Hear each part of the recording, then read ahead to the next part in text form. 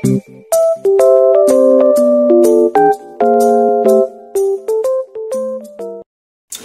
isang mapagpalang gabi po sa ating lahat mga ka-business.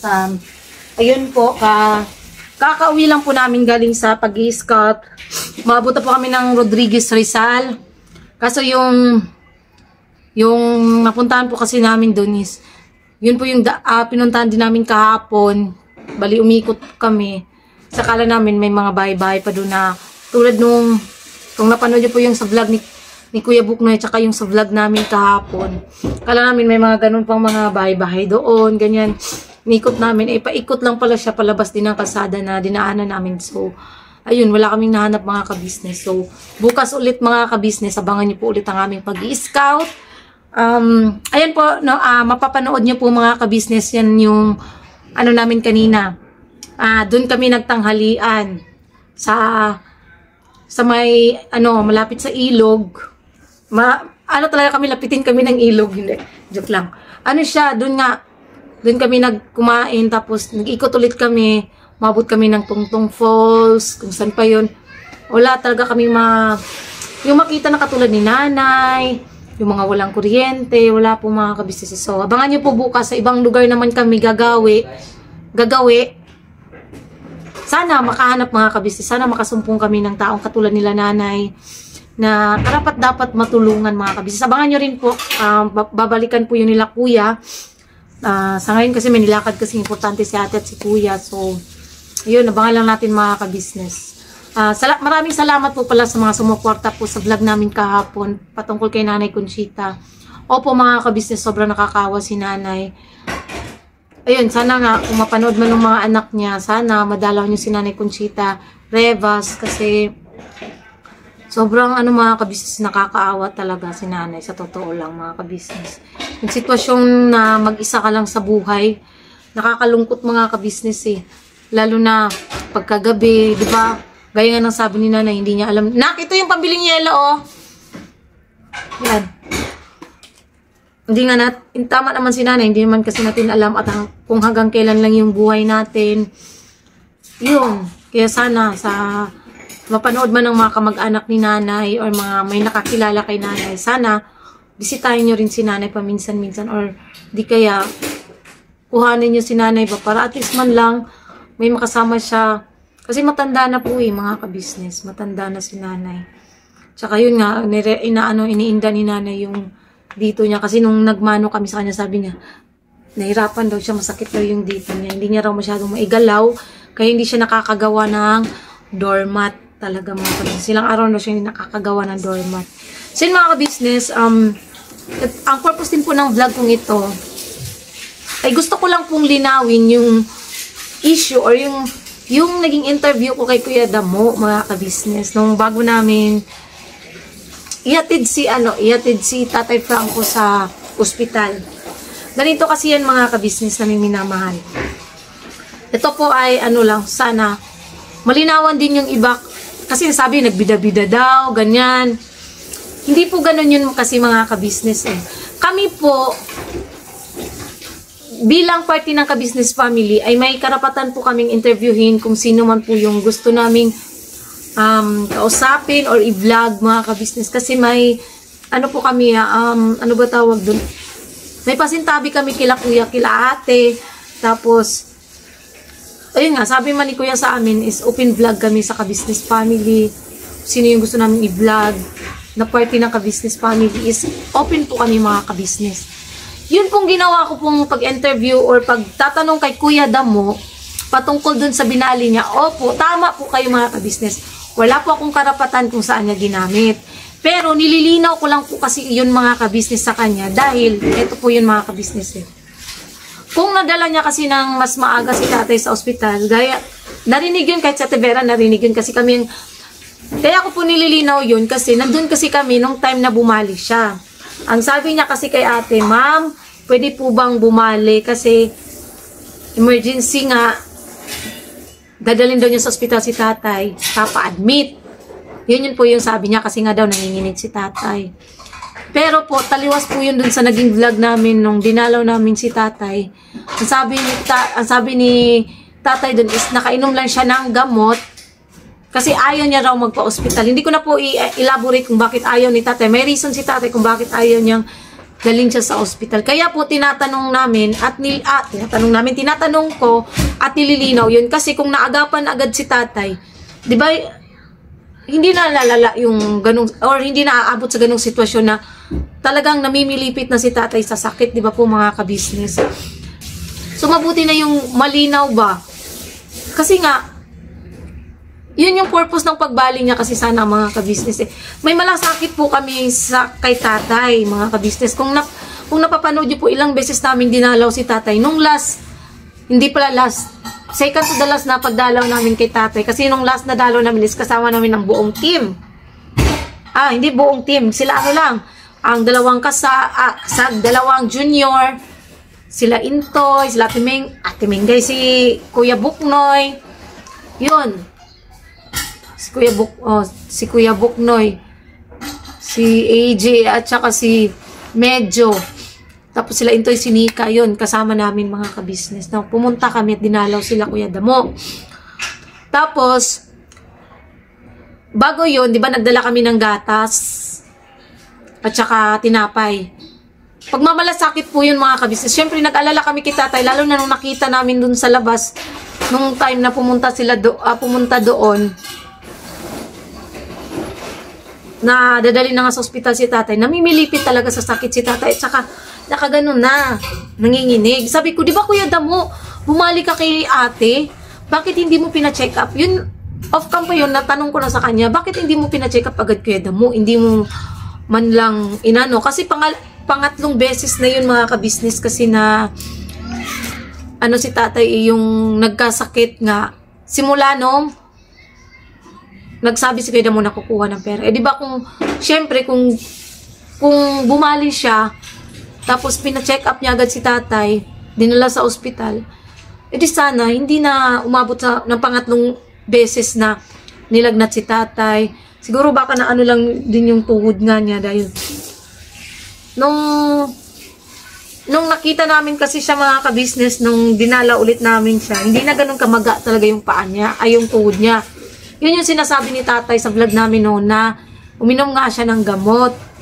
Yun. Kaya tinatanong, gusto ko lang linawin, pagmamalasakit po yun bilang kasi sa totoo lang si Kuya Damo, mabait si Kuya Damo Hindi rin yan madamot mga ka-business. Lalo na pagka sabay kaming nasa tindahan, tatanong yan, gusto mo nang ganyan, ganun? Kaya bakit ko naman aanuin si Kuya Damo? Ang sa akin is nagtatanong lang din, concern kasi ako sa sitwasyon ni tatay. Yung iba kasi minasama mga ka-business, minasama talaga, as in, minasama nila yung pagtatanong. At saka yung tono daw ng pananalita ko, galit. Mga ka-business, hindi pa ba kayo nasanay sa boses ko? Diyos ko, Marima. Hindi pa kayo nasanay sa boses ko? At saka kung napanood niyo yung vlog ni Intoy, na alas magsigawan kami ni Bay, kahit magkatabi lang, ay magkaharap lang, ganun kasi kami mga ka-business. Yung boses ko talaga ganito, lalo na nung time na kinakausap ko si Kuya Damo, medyo kausap ko dahil sa sipon ko.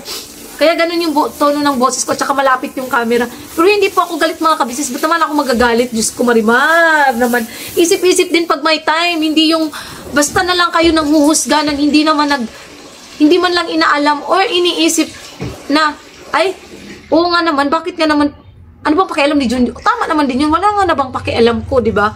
Pero, out of concern po yun mga ka-business dahil nga sa kalagayan ni tatay na inakala namin lahat, na inakala din nila ate, nila kuya, na napacheck up nga. Dahil nga dun sa sinabi niyang dadalhin sa ospital. Emergency. Sabi niya, emergency. Naalala ko na kailan yun. Birthday yun ni Kenzo mga ka-business. Emergency. Sabi nga niya, kumuha siya kay ate kasi emergency daw. Dadalhin sa ospital si tatay. Yun yung sabi niya. Tapos, nung pagbisita naman namin, hindi pala niya nadala sa ospital si tatay. Yun lang yun mga ka-business Diba? Pero kasi yung iba kasi masyadong hindi ko alam pa nang tawag sa kanila na sinabi nagbida-bida, nagmamagaling. Hindi sana all. Tapos, pati kuko pinapansin, Diyos ko Marimar naman mga ka-business. Huwag nyo na pakialaman pati yung kuko ko. Kasi ano lang to, tawag dito, press on nails or fake, basta fake nails lang to mga ka-business. At saka, kung gusto nyo ng ganito, pwede kayong umorder sa Yellow Basket ko sa TikTok mga ka-business. May Yellow Basket po ako sa TikTok. Hindi, ano lang po to, 59 pesos mga ka-business. Yan, no? Tsaka, hindi po ako nagagastos ng ganito kasi mga ka-business. Dahil nga sa may Yellow Basket ako sa TikTok, yung commission ko po doon, minsan, kasi pag umu-order ako or may mga kaibigan ako, sinasabi ko, oy, doon kayo umorder, pag may gusto kang bilhin sa TikTok, doon ka umorder sa shop ko, para pagka, order doon, may commission ako. Pag na-withdraw ko yun, yun yung pinambibili ko ng mga ganito, ino-order ko minsan ng damit, pagka shop ang biling damit, umu-order ako ng damit. Yun lang mga ka-business, ganun lang ako. Hindi sa huwag nyo napansinin yung kuko ko, ang ganda kasi tignan eh, ang ganda. Natatawa lang ako sa iba kasi pati kuko ko talaga pinapansin. Sana all maganda ang kuko. Char lang. Yun lang mga kabisnes, nililinaw ko lang po Hindi po ako galit, hindi po ako pumapato sa mga bashers. Kaya nag-turn off comment ako para hindi ko ma-reply yun. Hindi. Nag-turn off comments ako kasi kahapon talaga naiirita ako. Naiirita ako magbasa ng comments na hindi man lang inintindi yung purpose kung bakit ko natanong kay Kuya Damo yung ganung bagay. Kasi hindi naman ako magtatanong mga kabisnes ng ganun kung walang purpose. Yung bang parang siya, ano ba tawag dun? Wala, bay tumong ba? Sa Bisaya pa, walay tumong yung akong gipangutan sa iya. Basta, yun, nilinaw ko lang mga kabisnes, at least malinaw. Mabuti na yung malinaw sa hindi malinaw. Charles sana all. Hindi. Hayaan na natin yung iba kasi doon sila nagko-comment sa official eh. So, doon sa mga nag-comment sa official ng pambabash sa akin, I don't care. Joke lang po mga ka-business. Bahala po kayo kung opinion niyo po yan. Kung dyan po kayo masaya sa pambabash, ano ba tawag doon? Gaya nung sinasabi ng iba kaya Timengay na pangit sa Timengay, parang kung sino, ganyan. Yung mga ganong pananalita ba? Kung dyan po kayo masaya mga ka-business, then be it. Opinion nyo po yan at hindi ko po mababago kung ano yung opinion nyo.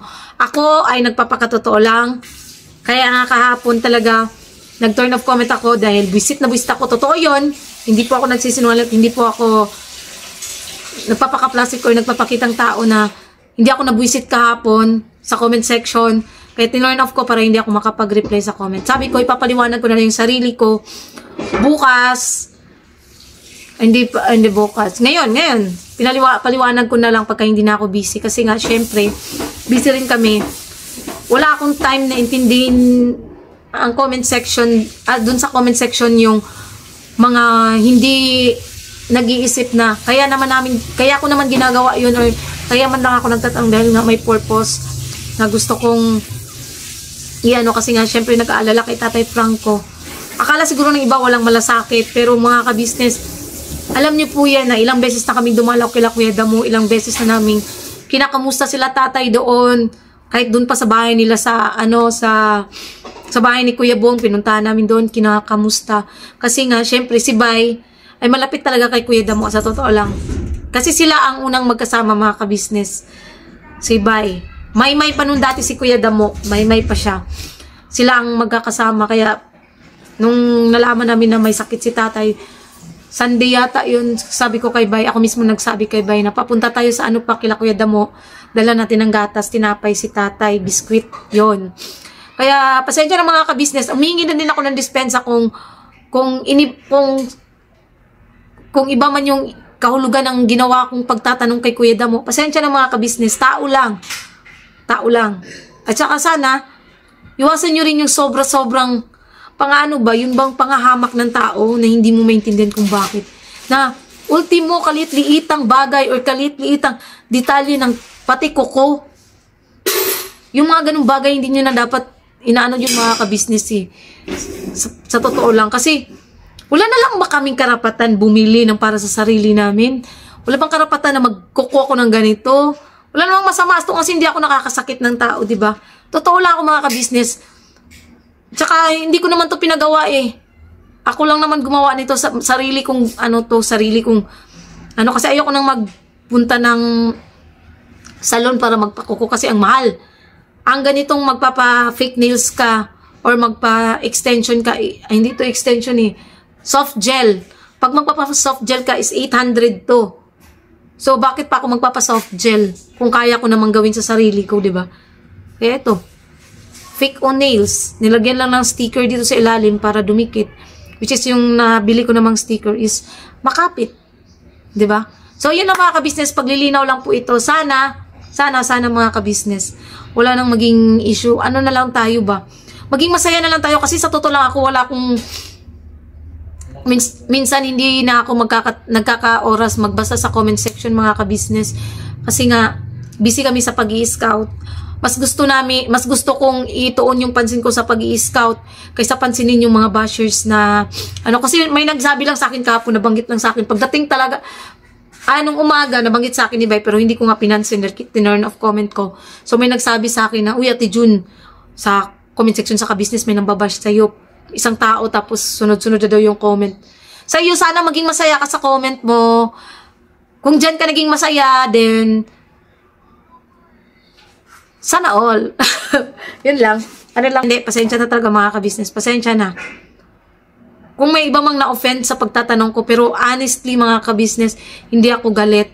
Yung boses ko is ganito. O tingnan nyo, umuugat na nga kasi nga yung sipon ko ay hindi pa rin mawala-wala. Medyo ano pa, pero kinakaya mag-scout talaga. Dahil tingnan nyo kahapon sa pag-i-scout namin, nakahanap kami ng katulad ni nanay. Ganun yung taong hinahanap kasi namin mga ka-business. Yung ano sa puso ba? Basta love-love lang tayo mga ka-business. Iwasan na natin yung mga ganong bagay. Ayoko nang ayoko nang magipagsagutan sa comment section. No. Wala akong oras sa ganyan, mga ka-business. Kasi pagdating namin dito sa bahay, pagod na. Minsan, ano na lang, magsasaing, para, tapos pero wala, mahihiga. Kasi, syempre ako, pagdating namin, minsan ginagabi, pahinga na lang. Minsan nga, di na kumakain. Diretso na ako edit, tapos, antayin ko pa yan ma-upload kung walang copyrights, anong oras na, madaling araw na.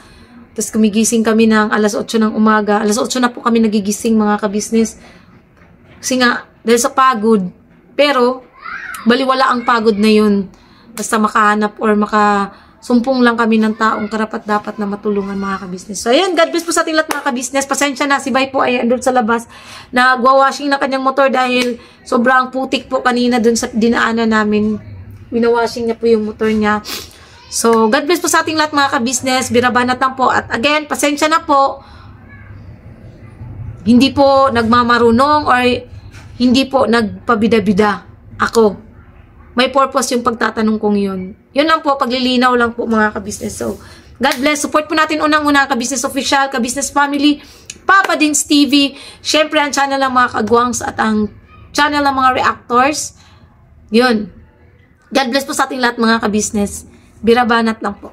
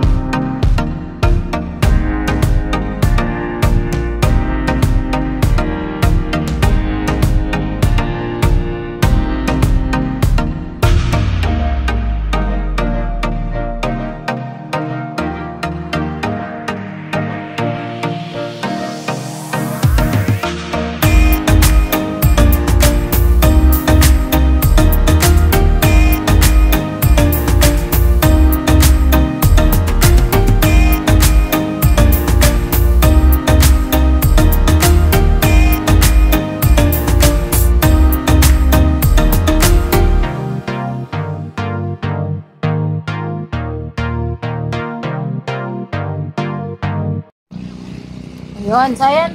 Kain tayo mga ka-business. Kain po. Meron na talaga si Bay ng plato. Sa'yo yung, ako yung plato pa. Ito. Aming Granada. Kubra. Tayo mga ka-business. Kain po. Dito naman kami sa lugar ng Chalala.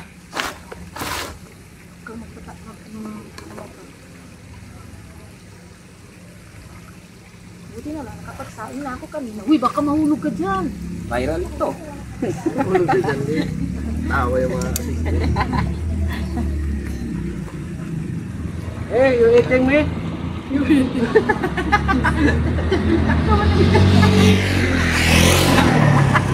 Nakita kami kanina. Kanina ba na? Tayo mga ka-business. Hindi ka pa kakain lang. Look ka? Kumain ka na sa pagkain? Kumain ka pala kagabi, Net. Ano? Sana ulo na kusog.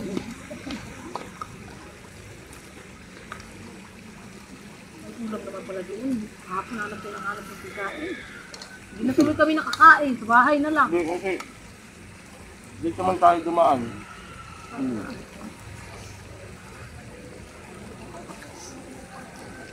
Di kahapon, dito kami dumaan kahapon. Dumaan kami kahapon sa kalsada. Ha? May mali din daw sa kabuk mo. Ano ulam niyo? Harap ng ulam niyo. Ay, yan talaga mga por. Sa amin, ito lang oh. San Marino oh. Dito na kami nakano ng ulam kanina. Kaya na lang. Ganda ng langit. Hindi naman ito ulan, di ba? Ganda-ganda ng langit. Wala. Kasi kahapon, dito kahapon, biglang ulan. Marami po mga bahay-bahay din yung kasuhan ng litas. Hindi tayo basta-basta makapasok. May nakalagay lahat halos private property. Palagi tayong naano sa may ilog. Oo nga. Baka taga-ilog tayo. May lahat kasi tayong kamprag. Kakasyungkoy ka ba eh? Sabi naman doon ng matanda na naano namin sa hapon. Meron pa daw mga matatanda doon. Mag-asawa daw, naglalakad-lakad. Paano ko namin ano? Nagtanong din kami sa doon sa nadaanan namin. Sabi namin, kuya, may nakita ko ba kayo dito? Nalog din yung bata, sabi niya. Marami naman itong matatanda. Ang kaso, ang pilido. Kasi marami daw matatanda doon na nag-edad ng 70 plus na naglalakad-lakad pa.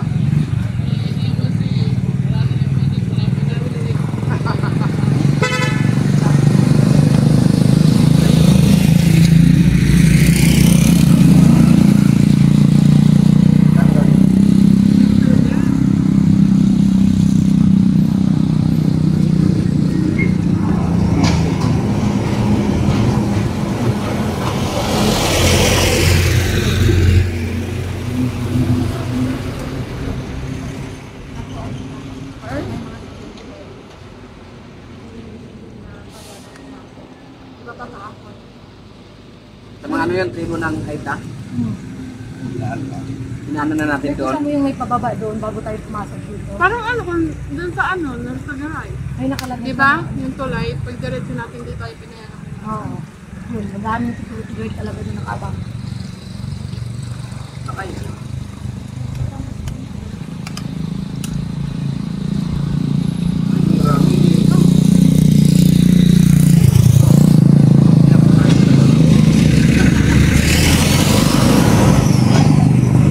Hoy! Pansin ka! Kala mo naman kapilit-pilit ka. Pansin talaga sa pag-usapan, pingaling mo kayo. Albo!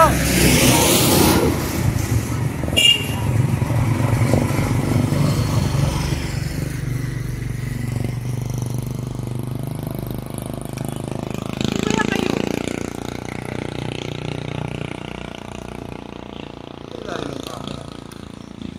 Oo. Pinakita mo pa yung mga gamit natin. Ayan, no? Oo nga naman.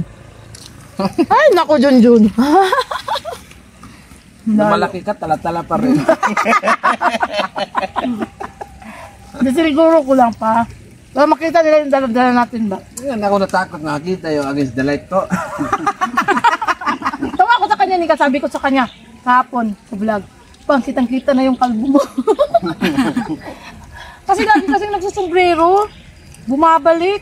Tsaka may uban na din sila yun. Tanda ka na pang. Okay lang ba yung motor niyo dyan?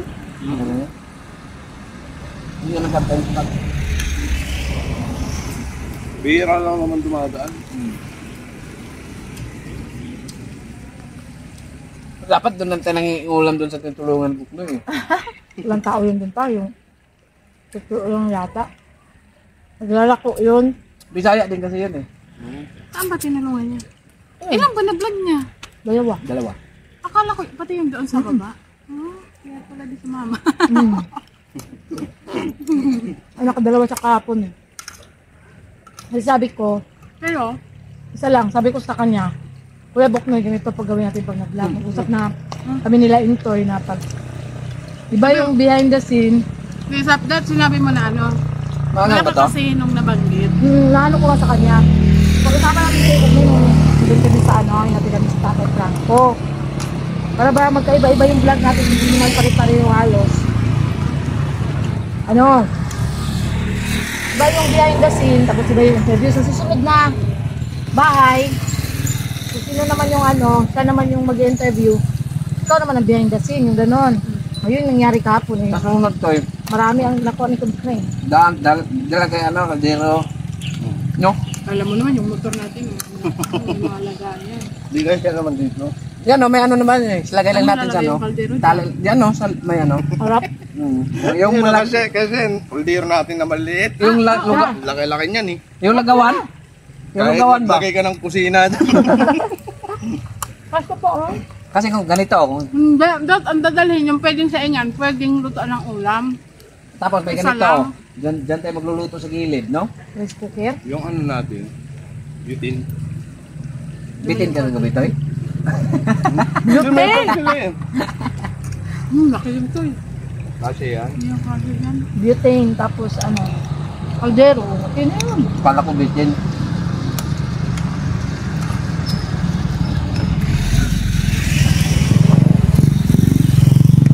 Sila pag PSP pa na kumakain. No?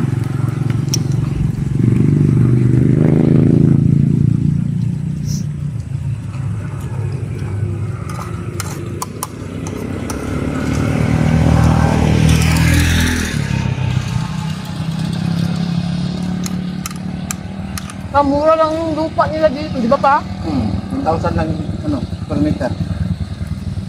Bumili natin dyan eh, isa.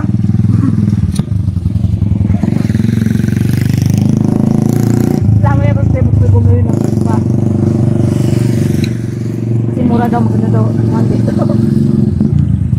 Sabi niya kapon. Sa dito ay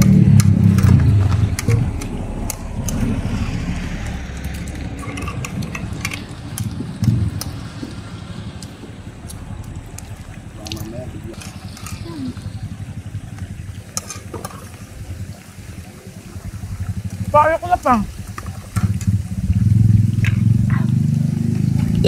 Ay, grasya. Sa tiyan kahipos, sa lubot kahibos. Ano yun, Tek?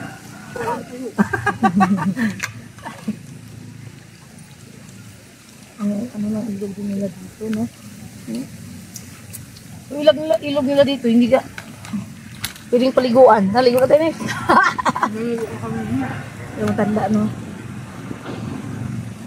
So yun, mga ka-business, balikan po namin kayo. Maghahanap pa kami ng ano, matutuluyan. Saan matutuluyan? Hindi, maghahanap kami ng ano, doon.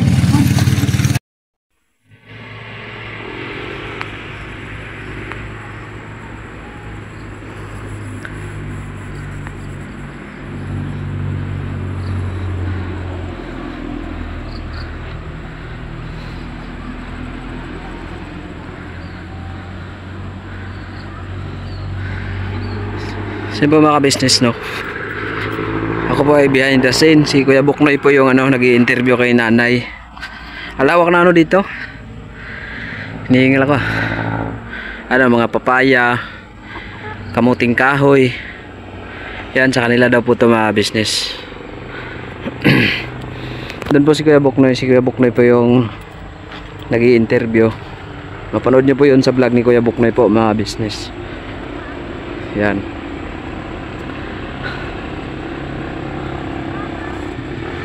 Yan mga business.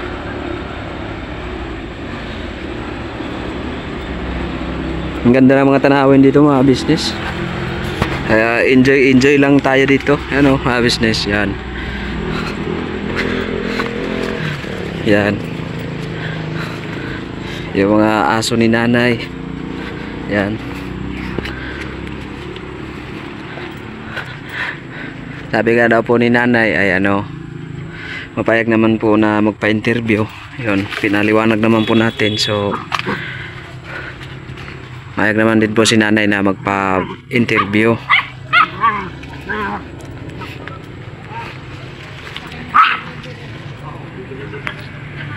Yan mga business ako.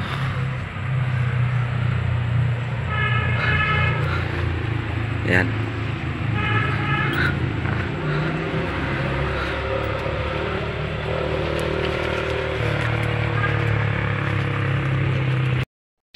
Kaya sabot mo yun.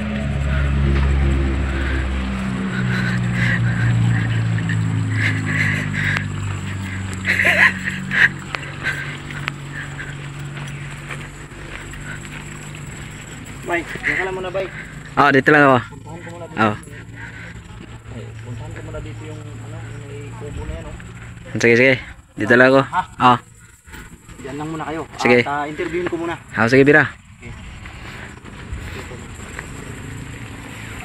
Maganda rito mga business kasi yung may sarili siyang tubig, yan ang maganda sa palayan mga business. Ay si Junjun yan.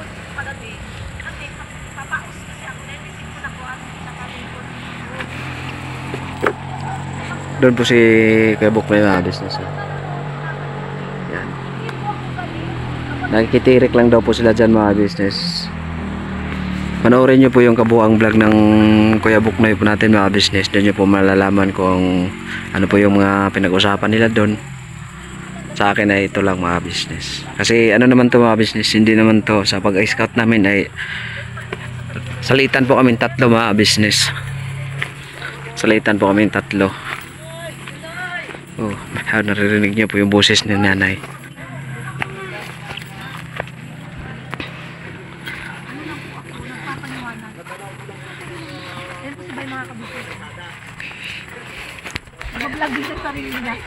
Abangan nyo po yun sa vlog ko mga business.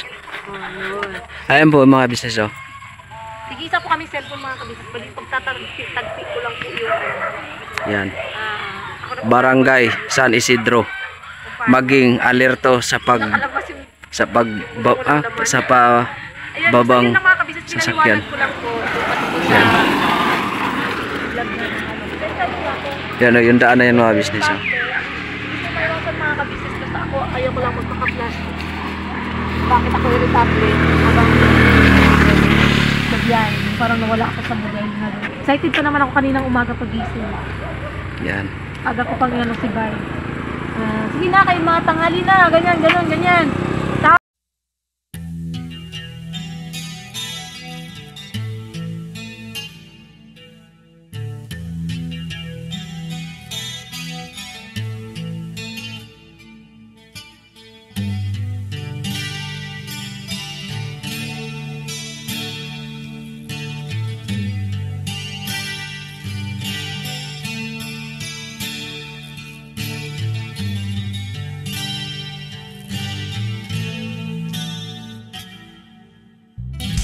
Sa bawat araw na lumipas, ka-business ay nagagalak. Maraming taong natutulungan pagpalain ng may kapal. Sa bawat araw nagdaan,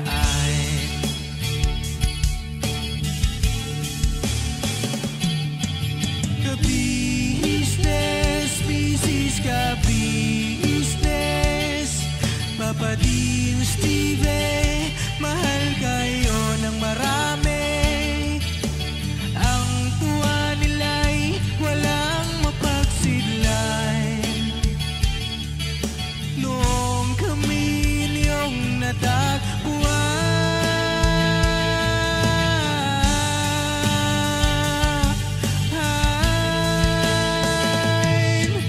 ang mga tao sa buong mundo, maging ang mga OFW, sinubaybayan mga pagtulong nyo, panalangin nila, sana'y hindi kayo magbabago.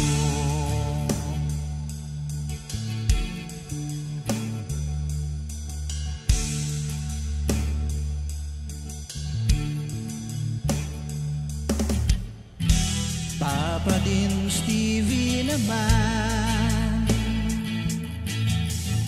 scholarship ay nasimula sa mga nais mag-aral. Pag-aaral ay pahalagahan upang kayo'y magtagumpay.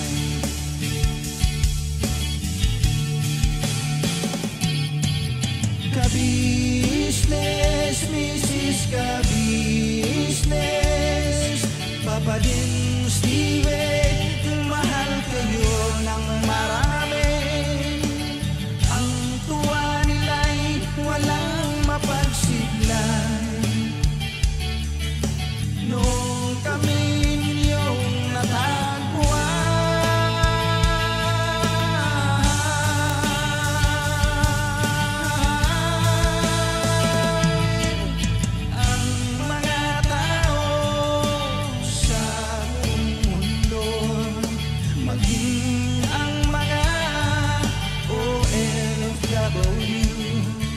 sinubaybayan mga pagtulong